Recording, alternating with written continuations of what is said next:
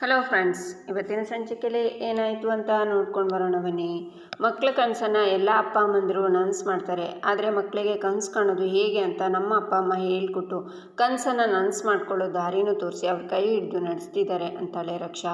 ಬಹುಶಃ ನಾನು ಆ ಮನೇಲಿ ಇರ್ತಿದ್ದಿದ್ರೆ ನಮ್ಮ ಅಣ್ಣಂದಿರ ಥರ ನಾನು ರಾಕ್ಷಸ ಆಗಿಬಿಡ್ತಿದ್ನೋ ಏನೋ. ಈ ಮನೆಗೆ ಬಂದು ಅಕ್ಕ ಭಾವ ಅನ್ನೋ ದೇವ್ರುಗಳ ಜೊತೆ ಪಳಗಿ ನಾನು ಮನುಷ್ಯನಾಗಿ ಬದುಕ್ತಿದ್ದೀನಿ.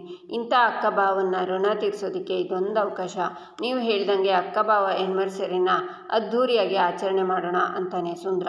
ಹೌದು, ಅಪ್ಪ ಅಮ್ಮ ಫುಲ್ ಖುಷಿಯಾಗಿಬಿಡ್ತಾರೆ. ಅವ್ರ ಲೈಫಲ್ಲೇ ಯಾವತ್ತೂ ಮರೆಯಲ್ಲ ಇದನ್ನು ಅಂತಾನೆ ವಲ್ಲಭ. ಇದುವರೆಗೆ ಮಾವನ್ನ ಮೆಚ್ಚಿಸಬೇಕು, ಅತ್ತೆ ನಮ್ಮನ್ನು ಕೇರ್ ಮಾಡಬೇಕು, ಇದೇ ತರಹ ಪ್ರೀತಿ ತೋರಿಸಬೇಕು ಅಂತ ನೀವು ಅಪ್ಪ ಅಮ್ಮ ಯಾವಾಗಲೂ ಹೀಗೆ ಇರಲಿ ಅಂತ ಯೋಚನೆ ಮಾಡ್ತೀರಾ? ನಾವು ಯಾವಾಗಲೂ ಅವರಿಂದ ಪಡ್ಕೊಳ್ಳೋದನ್ನು ಮಾತ್ರ ಯೋಚನೆ ಮಾಡ್ತಾ ಇಲ್ವಾ? ಯಾವತ್ತೂ ಅವ್ರಿಗೇನಾದರೂ ಕೊಡಬೇಕು ಅಂತ ಯೋಚನೆ ಮಾಡಿಲ್ಲ. ಇದೊಂದು ಒಳ್ಳೆಯ ಅವಕಾಶ ಸಿಕ್ಕಿದೆ, ಅವ್ರು ಖುಷಿ ಪಡೋ ಥರ ನಾವು ಏನಾದರೂ ಮಾಡಲೇಬೇಕು ಅಂತಾಳೆ ಮೀನಾ. ಏನು ಮಾಡೋದು? ಯೂಶ್ವಲ್ ಆಗಿ ಸೆಲೆಬ್ರೇಟ್ ಮಾಡೋದು ಬೇಡ, ಏನಾದರೂ ಡಿಫ್ರೆಂಟಾಗಿ ಸೆಲೆಬ್ರೇಟ್ ಮಾಡೋಣ. ಯಾರಿಗೆ ಏನೇ ಐಡಿಯಾ ಬಂದರೂ ಹೇಳಿ, ಓಕೆ ಅಂತಾನೆ ಕೇಶವ. ಎಲ್ಲರೂ ಯೋಚನೆ ಮಾಡ್ತಿರ್ತಾರೆ. ಈಚೆ ಚಂದ್ರಕಾಂತ್ ರೂಮಲ್ಲಿ ಕೂತ್ಕೊಂಡು ಕ್ಯಾಲೆಂಡರ್ನ ನೋಡ್ತಾ ಬೇಜಾರಲ್ಲಿರ್ತಾರೆ. ಆಗ ಸೂರ್ಯಕಾಂತ್ ಬಂದು, ಚಂದ್ರು ಯಾಕಿನ್ನು ಮಲಗಿಲ್ವಾ, ಯಾಕೋ ಏನಾಯಿತು ಅಂತಾರೆ. ಅಣ್ಣ, ನಿನಗೆ ನೆನಪಿದೆಯಾ, 32 ವರ್ಷಗಳ ಹಿಂದೆ ಇದೇ ದಿನ ನಂಟರಷ್ಟರೆಲ್ಲ ಊರಿಂದ ನಮ್ಮ ಮನೆಗೆ ಬಂದಿದ್ದರು. ಮನೆ ತುಂಬ ಜನ ಒಬ್ಬೊಬ್ಬರು ಒಂದೊಂದು ಕೆಲಸ ಮಾಡ್ತಿದ್ರು. ಮನೆ ಮುಂದೆ ಚಪ್ರ ಹಾಕಿ ಬಾಳೆ ದಿಂಡು ಕಟ್ತಾಯಿದ್ರು. ಇನ್ನೊಬ್ಬರು ಮನೆಯೆಲ್ಲ ಹೂವಿಂದ ಅಲಂಕಾರ ಮಾಡ್ತಿದ್ರು. ಇನ್ಯಾರೋ ಅಡುಗೆ ಕೆಲಸ ಮಾಡ್ತಿದ್ರು. ಒಟ್ಟಿನಲ್ಲಿ ನಾಡಿದ್ದು ನಮ್ಮ ತಂಗಿ ಮದುವೆ ಅಂತ ಇಡೀ ಮನೆ ಸಂತೋಷ ಸಡಗರದಿಂದ ತೇಲಾಡ್ತಿತ್ತು.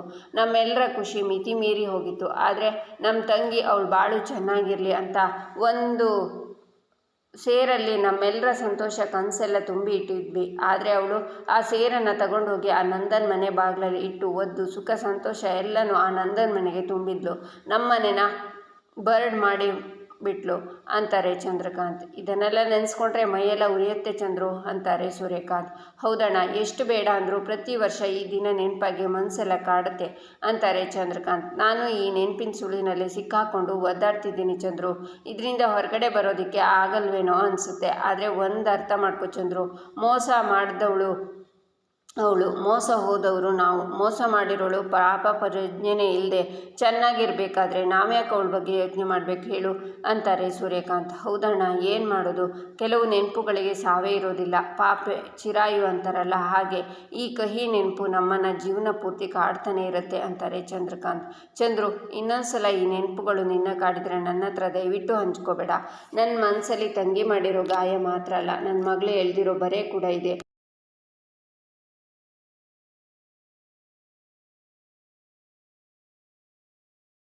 ಅದ್ರ ಜೊತೆ ಈ ನೆನಪುಗಳು ಬಂದರೆ ಗಾಯದ ಮೇಲೆ ಉಪ್ಪು ಸವ್ರದಾಗಿರುತ್ತೆ, ಮಲ್ಕೋ ಅಂತ ಸೂರ್ಯಕಾಂತ್ ಅಲ್ಲಿಂದ ಹೋಗ್ತಾರೆ. ಈಚೆ ಕೇಶವ, ಹೊಳಿತು ಅಂತಾನೆ. ಏನದು ಅಂತಾನೆ ಮಾಧವ. ಅಪ್ಪ ಅಮ್ಮನ ಪುಣ್ಯಕ್ಷೇತ್ರಕ್ಕೆ ಕಳಿಸೋಣ. ನಾರ್ತ್ ಇಂಡಿಯಾದಲ್ಲಿ ಒಳ್ಳೊಳ್ಳೆ ದೇವಸ್ಥಾನಗಳಿದೆ. ನಮಗೂ ದೇವ್ರ ದರ್ಶನ ಅಂದರೆ ಇಷ್ಟ. ಖುಷಿಯಾಗಿ ಒಂದು ವಾರ ಹೋಗ್ಬಿಟ್ಟು ಬರಲಿ, ಏನಂತೀರಿ ಅಂತಾನೆ ಕೇಶವ. ಡಬ್ಬ ಥರ ಇದೆ ಅಂತಾರೆ ಎಲ್ಲರೂ. ಇಂಥ ಓಬಿರಾಯನ್ ಕಾಲದ ಐಡಿಯಾ ಕೊಡೋಕ್ಕೆ ನೀನು ಎತ್ತಿದ ಕೈ ಕಣೋ ಕೇಶವ. ಅದೇನೋ ಹೇಳ್ತಿದ್ಯಲ್ಲ ಡಿಫ್ರೆಂಟಾಗಿ ಅದು ಇದು ಅಂತ ಇದೇನಾ ಅಂತಾಳೆ ಮೀನಾ.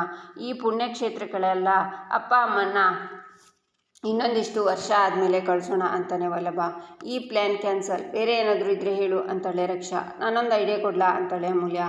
ಎಲ್ಲರೂ ಏನು ಅಂತಾರೆ. ಮಾಧವ ಭಾವನ ಪ್ರೀ ವೆಡ್ಡಿಂಗಲ್ಲಿ ನಾವೆಲ್ಲ ಕಪಲ್ಸ್ ಫೋಟೋಶೂಟ್ ಮಾಡಿಸಿದ್ವಿ, ಹಾಗೆ ಅತ್ತೆ ಮಾವಂದು ಫೋಟೋಶೂಟ್ ಮಾಡಿಸೋಣ.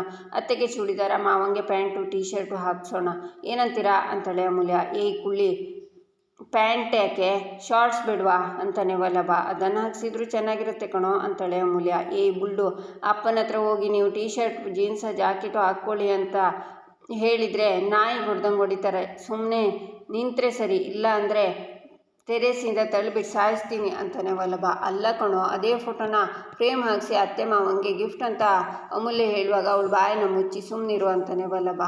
ಐಡಿಯಾ ಅಂತಾನೆ ಸುಂದ್ರ. ಏನು ಅಂತಾನೆ ಕೇಶವ. ಐಡಿಯಾ ಅಂದೆ, ಹೇಳ್ತೀನಿ ಅನ್ನ ಅಂತಾನೆ ಸುಂದ್ರ. ಮತ್ಯಾರು ಹೇಳ್ತಾರೆ ಅಂತಾನೆ ಕೇಶವ. ಪ್ರಿಯಮ್ಮ ಹೇಳ್ತಾರೆ ಅಂತಾನೆ ಸುಂದ್ರ. ಏನು ನಾನಾ ಅಂತಾಳೆ ಪ್ರಿಯಾ. ನೀನೇ ಯೋಚನೆ, ಮೊನ್ನೆ ಅನಾಥಾಶ್ರಮದಲ್ಲಿ ಬಾವನ ಹುಟ್ಟಿದ ಹಬ್ಬದ ಎಷ್ಟು ಚೆನ್ನಾಗಿ ಆಚರಣೆ ಮಾಡಿದೆ ಅಲ್ವಾ, ಸೂಪರ್ ಆಗಿತ್ತು ನಿನ್ನ ಐಡಿಯಾ. ಈಗ ಅದೇ ತರಹ ಒಂದು ಐಡಿಯಾ ಕೊಡುವ ಅಂತಾನೆ ಸುಂದರ. ಪರವಾಗಿಲ್ಲ, ನನಗಿಂತ ಚೆನ್ನಾಗಿ ನೀವು ಯಾರಾದರೂ ಐಡಿಯಾ ಕೊಡ್ತೀರಾ ಅನಿಸುತ್ತೆ, ನೀವೇ ಯಾರಾದರೂ ಪ್ಲ್ಯಾನ್ ಮಾಡಿಬಿಡಿ ಅಂತಾಳೆ ಪ್ರಿಯಾ. ಅದೆಲ್ಲ ಆಗಲ್ಲ, ನೀನೇ ಐಡಿಯಾ ಕೊಡಬೇಕು ಪ್ರಿಯಾ ಅಂತಾನೆ ಸುಂದರ. ಹೌದು ಪ್ರಿಯಾ, ಮೊನ್ನೆ ಅಪ್ಪನ ಬರ್ತ್ಡೇ ಮಾಡಿದ್ಯಲ್ಲ, ಅದು ಸೂಪರ್ ಆಗಿತ್ತು. ಅದೇ ಥರ ಏನಾದರೂ ಹೊಸ ಐಡಿಯಾ ಕೊಡು ಅಂತಾನೆ ಮಾಧವ. ಕೊಡಿ ಬೇಗ ಕೊಡಿ ಅಂತ ಸುಂದರ ಹೇಳುವಾಗ 1 ನಿಮಿಷ ಅಂತ ಕೂಗ್ತಾಳೆ ಪ್ರಿಯಾ. ಇಷ್ಟು ಬೇಗ ಐಡಿಯಾ ಬಂತಾ ಅಂತಾನೆ ಸುಂದರ. ಐಡಿಯಾ ಅಲ್ಲ, ನಾನು ನಿಮ್ಮೆಲ್ರಿಗೂ ಒಂದು ಸತ್ಯ ಹೇಳಬೇಕು ಅಂತಾಳೆ ಪ್ರಿಯಾ. ಪ್ರಿಯಕ್ಕ ಅಂತಾಳೆ ಮೀನಾ. ಅವತ್ತು ಮಾವನ ಹುಟ್ಟಿದ ಹಬ್ಬನ ಆಚರಿಸಿದ್ವಲ್ವಾ, ಆ ಐಡಿಯಾ ನಂದಲ್ಲ, ಮೀನಾ ಮತ್ತು ಅಮೂಲ್ಯ ಕೊಟ್ಟಿದ್ದು ಅಂತಾಳೆ ಪ್ರಿಯಾ. ಹೌದಾ ಮೀನವರೇ, ನೀವು ಅಮ್ಮನ ಐಡಿಯಾ ಕೊಟ್ಟಿದ್ದು ಸಖತ್ತಾಗಿತ್ತು ಅಂತಾನೆ ಮಾಧವ. ಹಾಗಾದರೆ ಐಡಿಯಾ ಕೊಡಬೇಕಾಗಿರೋದು ಮೀನಾ ಅಮ್ಮನೆ ಅಂತಾನೆ ಸುಂದರ. ಹ್ಞೂ ಅಕ್ಕ, ನಿಮ್ಮ ಹತ್ರ ತುಂಬ ಬಾಣಗಳಿವೆ ಅಲ್ವಾ, ಒಂದು ಬಿಡಿ ಹಾಗೆ ಅಂತಾಳೆ ಅಮೂಲ್ಯ. ಆಗ ಮೀನಾ ಕೂತ್ಕೊಂಡು ಯೋಚನೆ ಮಾಡ್ತಾಳೆ. ಎಲ್ಲರೂ ಅವಳ ಹತ್ರನೇ ನಿಂತ್ಕೊಂಡು ನೋಡ್ತಾರೆ. ಮಾವನ ಕೈಯಲ್ಲಿ ಅತ್ತೆಗೆ ಮತ್ತೆ ತಾಳಿ ಕಟ್ಸೋಣ ಅಂತಾಳೆ ಮೀನಾ. ಏಯ್ ಮೀನಮ್ಮ, ಈ 60 ಆದಮೇಲೆ ತಾನೇ ಷಷ್ಠಿ ಪೂರ್ತಿ ಮಾಡೋದು, ಈಗ ಮಾಡಿದರೆ ಷಷ್ಠಿ ಅಪೂರ್ತಿ ಆಗಲ್ವಾ? 50 ವರ್ಷ ಭಾವಂಗೆ, ಇನ್ನೂ 60 ವರ್ಷ ಆಗಿಲ್ಲ ಅಂತಾನೆ ಸುಂದರ. ಅದೆಲ್ಲ ಮುಂದೆ ನೋಡ್ಕೊಳ್ಳೋಣ. ಅತ್ತೆ ಮಾವ ಮದುವೆ ಆದಾಗ ಯಾರೂ ಅವ್ರ ಮದುವೆಗೆ ಹೋಗಿರಲಿಲ್ಲ, ಸಿಂಪಲ್ಲಾಗಿ ದೇವಸ್ಥಾನದಲ್ಲಿ ಮದುವೆ ಆಗಿದ್ರು. ಈಗ ನಾವೆಲ್ಲರೂ ಸೇರಿ ಊರವರನ್ನೆಲ್ಲ ಕರೆದು ಮನೆ ಮುಂದೆ ಚಪ್ರ ಹಾಕಿಸಿ ಪೆಂಡಲ್ ಹಾಕಿಸಿ ಶಾಸ್ತ್ರೋಕ್ತವಾಗಿ ಅತ್ತೆ ಮಾವನ ಮದುವೆ ಮಾಡೋಣ. ಇದು ಹೇಗಿರುತ್ತೆ ಅಂತಾಳೆ ಮೀನಾ. ಮೀನಾಕ್ಷಿ ಅಬ್ಬಬ್ಬಾ, ಎಲ್ಲಿಟ್ಟಿದ್ದೆ ಈ ಐಡಿಯಾನ? ಎಂಥ ಐಡಿಯಾ, ಸೂಪರ್ ಅಂತಾನೆ ಕೇಶವ. ಅದೇನು ಸರಿ, ನಿಮ್ಮ ಐಡಿಯಾ ಸೂಪರ್ ಆಗಿದೆ, ಇದಕ್ಕೆಲ್ಲ ಅಪ್ಪ ಅಮ್ಮ ಒಪ್ಪಬೇಕಲ್ಲ ಅಂತಾನೆ ಮಾಧವ. ಒಪ್ಪಿಲ್ಲ ಅಂದರೆ ನಾವೆಲ್ಲರೂ ಸೇರಿ ಒಪ್ಸೋಣ ಬಾವ. ಈ ಥರ ಅವರು ಆ್ಯನಿವರ್ಸರಿ ಸೆಲೆಬ್ರೇಟ್ ಮಾಡಿದರೆ ಯಾವತ್ತೂ ಮರೆಯೋದಿಲ್ಲ ಅಂತಾಳೆ ಮೀನಾ. ಹಾಗಿದ್ರೆ ನಾಳೆನೇ ಅಪ್ಪ ಅಮ್ಮನ ಒಪ್ಸೋಣ, ಸರಿನಾ? ಡೀಲಾ ಅಂತಾನೆ ಕೇಶವ. ಡೀಲ್ ಅಂತಾರೆ ಎಲ್ಲರೂ. ಹಾಗಿದ್ರೆ ಆಪ್ರೇಷನ್ ಆ್ಯನಿವರ್ಸರಿ ಅಂತ ಎಲ್ಲರೂ ಒಟ್ಟಿಂದ ಹೇಳ್ತಾರೆ. ಈಚೆ ಬೆಳಗಾಗುತ್ತೆ. ನಂದನ್ ಗಿರಿಜಾ ಅಂತ ಕರೀತಾರೆ. ಗಿರಿಜಾ ಕೀ ತಗೊಂಡು ಬಂದು ಕೊಡ್ತಾರೆ.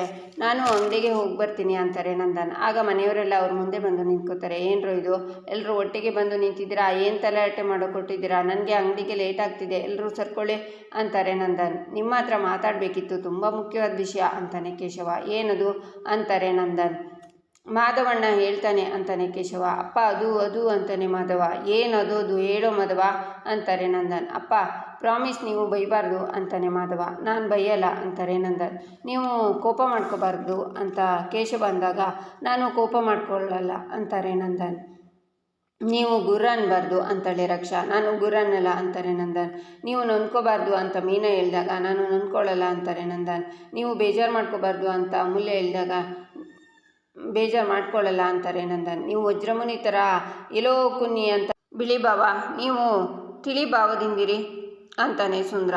ಅಪ್ಪ, ನಿಮ್ಮದು ಅಮ್ಮಂದು ಮದುವೆಯಾಗಿ 32 ವರ್ಷ ಆಯಿತು. ಅದಕ್ಕೆ ಆ್ಯನಿವರ್ಸರಿ ಪ್ರಯುಕ್ತ ನಿಮ್ಮಿಬ್ಬರಿಗೂ ಮದುವೆ ಮಾಡೋಣ ಅಂತಿದ್ವಿ. ಪುರೋಹಿತರು ಬರ್ತಾರೆ, ಓಲಗ ಊಸಿ ತಾಳಿನೂ ಕಟ್ಟಿಸ್ತೀವಿ. ನೀವು ಬೇಡ ಅಂತ ಹೇಳೋ ಹಾಗಿಲ್ಲ, ಬೈಯೋ ಹಂಗಿಲ್ಲ, ಹೊಡೆಯೋಂಗಿಲ್ಲ. ಮುಖ್ಯವಾಗಿ ಈ ಪ್ಲ್ಯಾನ್ ಹೊಗೆ ಹಾಕ್ಕೊಳ್ಳೋ ಹಾಗೆ ಮಾಡೋ ಹಂಗಿಲ್ಲ. ಮೀನಾ ಹೇಳಿದ್ದೀನಿ ಅಂತ ತಿರುಗಿ ನಿಂತ್ಕೋತಾನೆ ಕೇಶವ.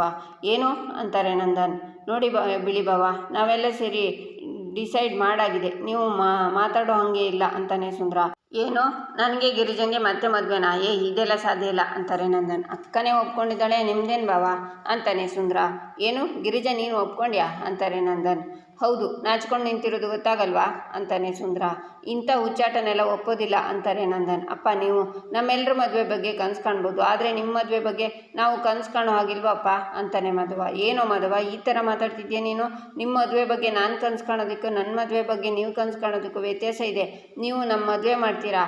ವಿಚಿತ್ರವಾಗಿದೆ ಇದು ಅಂತಾರೆ ನಂದನ್. ಅಪ್ಪ, ನೀವಿಬ್ಬರು ಮದುವೆ ಆಗಬೇಕಾದ್ರೆ ನಮಗೆಲ್ಲ ಹೇಳಿದ್ರಾ? ನಮ್ಮನ್ನು ಕರೆದಿದ್ರಾ? ಇಲ್ಲ ತಾನೇ? ಅದಕ್ಕೆ ನಾವೇ ನಿಮ್ಮ ಮದುವೆ ಮಾಡಿ ಕಣ್ ತುಂಬ್ಕೊಳ್ಳೋಣ ಅಂತಿದ್ವಿ ಅಂತಾನೆ ಕೇಶವ. ನಮ್ಮ ಮದುವೆಗೆ ನಿಮ್ಮನ್ನು ಹೇಗೋ ಕರೆಯೋಕ್ಕಾಗುತ್ತೆ? ಅಯ್ಯೋ ದೇವರೇ, ಏನಾಗಿದೆ ಗಿರಿಜಾ ಇವರಿಗೆ? ಗಿರಿಜಾ ಯಾಕೋ ಅತಿರೇಕ ಆಗ್ತಿದೆ ಇವರಿಗೆಲ್ಲ. ಬಾಯಿ ಮುಚ್ಕೊಂಡಿರೋ ಕೇಳು, ಇದನ್ನೆಲ್ಲ ನಾನು ಒಪ್ಪಲ್ಲ. ದಾರಿ ಬಿಡಿ, ನಾನು ಹೋಗ್ತೀನಿ ಅಂತಾರೆ ನಂದನ್. ಆಗ ವಲ್ಲಭ ಮುಂದೆ ಬಂದು, ಅಪ್ಪ, ಚಿಕ್ಕ ವಯಸ್ಸಿಂದ ನಾವೇನಾದರೂ ಕೇಳಿದ್ವಪ್ಪ? ಯಾಕೆ ಹೇಳಿ? ನಿಮ್ಮನ್ನು ಇಲ್ಲ ಇಲ್ಲಿ ಇಟ್ಕೊಂಡಿದ್ದೀವಿ. ಅಪ್ಪ ಅಮ್ಮನ ಕನಸನ್ನು ಮಕ್ಕಳು ಈಡೇರಿಸಬೇಕು. ಮಕ್ಕಳ ಕನಸನ್ನು ಅಪ್ಪ ಅಮ್ಮ ಯಾಕೆ ಈಡೇರಿಸಬಾರ್ದು? ನಾನು ಇದನ್ನು ಖಂಡಿಸ್ತೀನಿ ಅಂತಾನೆ ವಲ್ಲಭ. ಲೇ, ಏನೂ ಆಗಿದೆ ನಿನಗೆ ಅಂತಾರೆ ನಂದನ್. ಅಪ್ಪ ಪ್ಲೀಸ್ ಅಪ್ಪ ಒಪ್ಕೊಳ್ಳಿ ಅಪ್ಪ ಅಂತಾನೆ ವಲ್ಲಭ. ಎಲ್ಲರೂ ಪ್ಲೀಸ್ ಪ್ಲೀಸ್ ಅಂತ ಕೂಗ್ತಾರೆ. ನಿಲ್ಲಿಸಿ, ಏನಾದರೂ ಮಾಡ್ಕೊಳ್ಳಿ, ಆದರೆ 1 ರೂಪಾಯಿನೂ ನಾನು ಕೊಡೋದಿಲ್ಲ ಅಂತ ನಂದನ್ ಹೋಗ್ತಾರೆ. ಎಲ್ಲರೂ ಹೇ ಅಂತ ಕೂಗ್ತಾರೆ. ಓಹೋ ಮದುಮಗಳೇ ಅಂತಾನೆ ಸುಂದ್ರ. ಗಿರಿಜಾ ನಾಚ್ಕೋತಾರೆ. ಮದುಮಗಳೇ, ಮದುವೆ ಆಗೋದಕ್ಕೆ ರೆಡಿನಾ ಅಂತಾಳೆ ಮೀನಾಕ್ಷಿ. ಹೋಗ್ರೆ ಅಂತ ಗಿರಿಜಾ ಹೋಗ್ತಾರೆ. ಈಚೆ ಸುಂದ್ರ ಒಳ್ಳೆ ಬಿಳಿಭಾವ ಸಹವಾಸ ಆಯಿತು. ಕಾರ್ಯಕ್ರಮ ಮಾಡಿ, ಆದರೆ ದುಡ್ಡು ಮಾತ್ರ ಕೊಡಲ್ಲ ಅಂತಾರೆ. ಹೆಂಗೋ ಮಾಡೋಕ್ಕಾಗುತ್ತೆ? ಏನು ಹೇಳ್ತೀಯೋ ಕೇಶವ ಅಂತಾನೆ ಸುಂದ್ರ.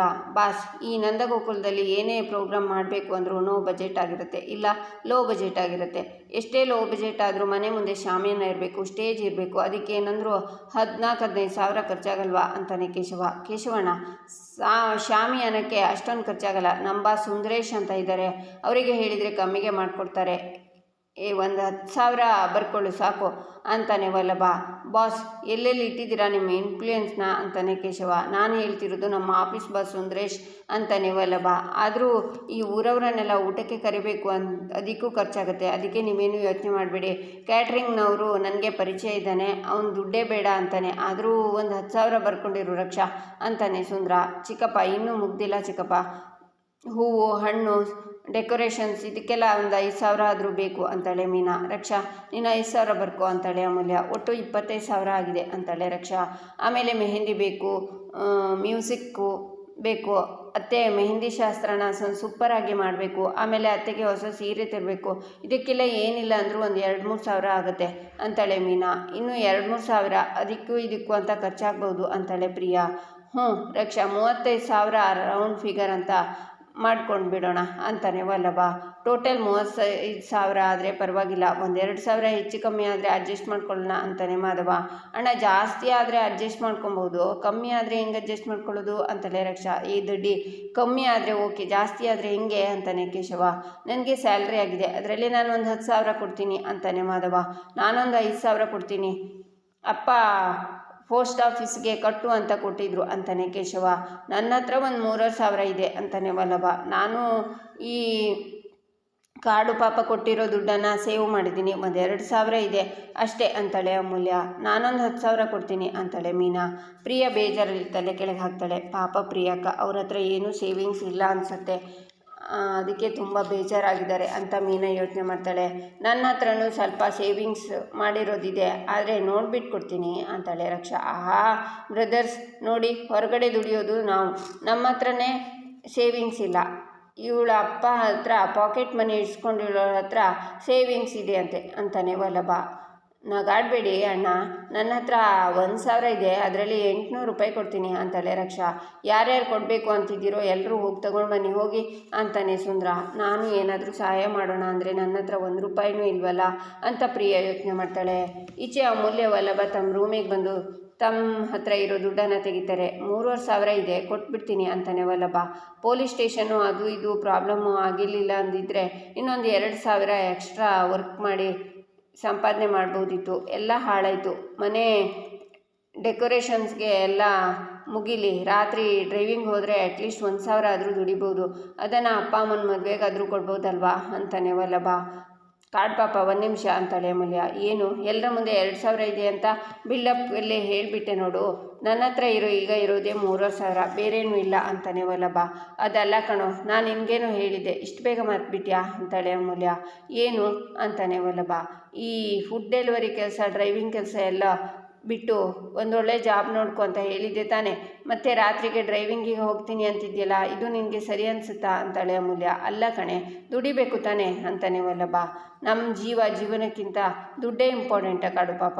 ನಿನಗೆ ಯಾರೂ ಇರಲಿಲ್ಲ ಅಂದಿದ್ರೆ ಒಂದು ಲೆಕ್ಕ, ಆದರೆ ನಿನಗೆ ಬ್ಯೂಟಿಫುಲ್ ಫ್ಯಾಮಿಲಿ ಇದೆ ಕಣೋ. ಬೈತಾನೆ ಕಾಳಜಿ ತೋರಿಸೋ ಅಪ್ಪ, ಎಷ್ಟೇ ಬೈದರೂ ಸಪೋರ್ಟ್ ಮಾಡೋ ಅಮ್ಮ, ಯಾವುದೇ ಕಾರಣಕ್ಕೂ ಬಿಟ್ಕೊಡದೇ ಇರೋ ಅಣ್ಣಂದಿರು, ಬೆಸ್ಟ್ ಫ್ರೆಂಡ್ ಥರ ಇರೋ ಮಾವ, ಅಣ್ಣನೇ ಹೆಚ್ಚು ಅಂತ ನಂಬಿರೋ ತಂಗಿ, ತಮ್ಮನ್ನ ಥರ ನೋಡ್ಕೊಳ್ಳೋ 2 ಅತ್ತಿಗೆಂದರು, ಮತ್ತೆ ಅಂತಾಳೆ ಅಮೂಲ್ಯ. ಮತ್ತೇನು ಅಂತಾನೆ ವಲ್ಲಭ. ಯಾವಾಗಲೂ ನೀನು ಖುಷಿಯಾಗಿರಬೇಕು, ಸೇಫ್ ಆಗಿರಬೇಕು, ಯಾವಾಗಲೂ ಒಳ್ಳೆಯದಾಗಲಿ ಅಂತ ಬಯಸೋ ನಾನು. ನಮ್ಮೆಲ್ಲರಿಗೋಸ್ಕರನಾದರೂ ಈ ಥರ ರಿಸ್ಕ್ ತಗೊಳ್ಳೋದನ್ನು ಬಿಟ್ಟು ಒಂದೊಳ್ಳೆ ಜಾಬ್ ನೋಡ್ಕೊಳ್ಳೋ ಕಾಡು ಪಾಪ. ನೀನು ಈಗಲಿಂದ್ರೆ ಹುಡುಕಿದ್ರೆ ಇನ್ನೊಂದು 2 ತಿಂಗಳಲ್ಲಿ ಒಳ್ಳೆ ಜಾಬ್ ಸಿಗುತ್ತೆ. ಅತ್ತೆ ಮಾವನ ಖುಷಿಪಡಿಸೋದಕ್ಕೋಸ್ಕರ ನಾವೆಲ್ಲ ಏನೆಲ್ಲ ಮಾಡ್ತಿದ್ದೀವಿ. ಈ ಟೈಮಲ್ಲಿ ಬರೀ 1,000 ದುಡ್ಡಿಗೋಸ್ಕರ ನೀನು ಇಡೀ ರಾತ್ರಿ ಡ್ರೈವಿಂಗ್ ಮಾಡಿದರೆ ಅತ್ತೆ ಮಾವಂಗೂ ಟೆನ್ಷನ್ ಆಗುತ್ತೆ, ಬೇಜಾರಾಗುತ್ತೆ. ಬೇಡ ಕಣೋ ಕಾಡು ಪಾಪ, ನಮ್ಮ ಮಾತು ನಿನಗೆ ಅರ್ಥ ಆಗಿದೆ ಅಂದ್ಕೊಂಡಿದ್ದೀನಿ ಅಂತಾಳೆ ಅಮೂಲ್ಯ. ನೀನು ಹೇಳೋದು ಕರೆಕ್ಟು ಬಿಡು, ಆಯಿತು ಅವತ್ತು ಒಂದಿನ ಡ್ರೈವಿಂಗಿಗೆ ಹೋಗಲ್ಲ, ಮನೇಲಿರ್ತೀನಿ ಬಿಡು ಅಂತಾನೆ Vallabh. Thank you so much ಅಂತಾಳೆ ಅಮೂಲ್ಯ. ಇಷ್ಟು ದಿನ ನನ್ನನ್ನು ರೇಗಿಸ್ತಿದ್ದೆ, ಜಗಳ ಆಡ್ತಿದ್ದೆ, ಕಿತ್ತಾಡ್ತಿದ್ದೆ ಅಲ್ವಾ. ಆಲ್ ಆಫ್ ಎ ಸಡನ್ ಹಿಂಗೆ ಇಷ್ಟೆಲ್ಲ ಕಾಳಜಿ ತೋರಿಸ್ತಿದ್ಯಾ ನನ್ನ ಮೇಲೆ. ಒಂದೊಂದು ಸಲ ಅನಿಸುತ್ತೆ ನಾನೇ ನಿನ್ನ ಚೆನ್ನಾಗಿ ಅರ್ಥ ಮಾಡ್ಕೊಂಡಿಲ್ಲ ಅಂತ. ಏನೇ ಹೇಳು, ನೀನು ನನ್ನ ಲೈಫಲ್ಲಿ ಇಷ್ಟೊಂದು ಇಂಪಾರ್ಟೆಂಟ್ ಕ್ಯಾರೆಕ್ಟರ್ ಪ್ಲೇ ಮಾಡ್ತೀಯಾ ಅಂತ ನಾನು ಅಂದ್ಕೊಂಡಿರಲಿಲ್ಲ ಅಂತ ವಲ್ಲಭ ಹೋಗ್ತಾನೆ. ಈಚೆ ಗಿರಿಜಾ 3 ಜನ ಸೊಸೇಂದ್ರ ಹತ್ರ ನಾನು ಸ್ವಲ್ಪ ಗ್ರಂಥಿಗೆ ಅಂಗಡಿಗೆ ಹೋಗ್ತಿದ್ದೀನಿ, ಮನೆ ಕಡೆ ಜೋಪಾನ ಅಂತಾರೆ. ನೀವು ಮನೆಯಿಂದ ಆಚೆ ಹೋಗ್ತಿದ್ದೀರಾ, ನಿಮ್ಮದು ಹಸಿ ಮೈ ಅರಿಶಿಣದ ಮೈ, ನೀವು ಹೊರಗಡೆ ಹೋಗಬಾರ್ದು ಅಂತಾಳೆ ಮೀನಾ. ಏನ್ರೇ ನೀವು, ನನಗೆ ಯಾರೇ ಅರಿಶಿಣ ಹಚ್ಚಿದ್ದಾರೆ ಅಂತಾರೆ ಗಿರಿಜಾ. 1 ಮಿನಿಟ್ ಅಂತ ಅಮೂಲ್ಯ ಮೀನಾ ಹೋಗಿ ಅರಿಶಿಣ ತಂದು ಗಿರಿಜಾ ಮುಖಕ್ಕೆ ಹಚ್ತಾರೆ. ನಂತರ ಪ್ರಿಯನು ಎತ್ತಾಳೆ. ಗಿರಿಜಾ 3 ಜನನ ಅಟ್ಟಿಸ್ಕೊಂಡು ಹೋಗ್ತಾರೆ. ಇಲ್ಲಿಗೆ ಈ ಸಂಚಿಕೆ ಮುಕ್ತಾಯವಾಗುತ್ತೆ. ಮುಂದಿನ ಸಂಚಿಕೆಗಾಗಿ ನಮ್ಮ ಚಾನಲನ್ನು ನೋಡಿ, ಸಬ್ಸ್ಕ್ರೈಬ್ ಮಾಡಿ, ಲೈಕ್ ಮಾಡಿ, ಸಪೋರ್ಟ್ ಮಾಡೋದನ್ನು ಮರಿಬೇಡಿ.